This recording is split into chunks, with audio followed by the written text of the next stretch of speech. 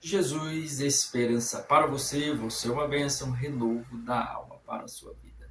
Jesus, transformação interna, sim, ele promove, ele proporciona, ele realiza as transformações internas dentro de nós, que nós necessitamos, carecemos e precisamos. Jesus promove essas transformações.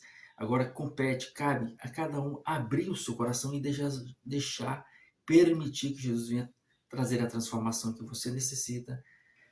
Ele sabe qual você necessita. Então, confie nele, se entregue a ele. Tenha esperança e confiança nele de todo o seu coração.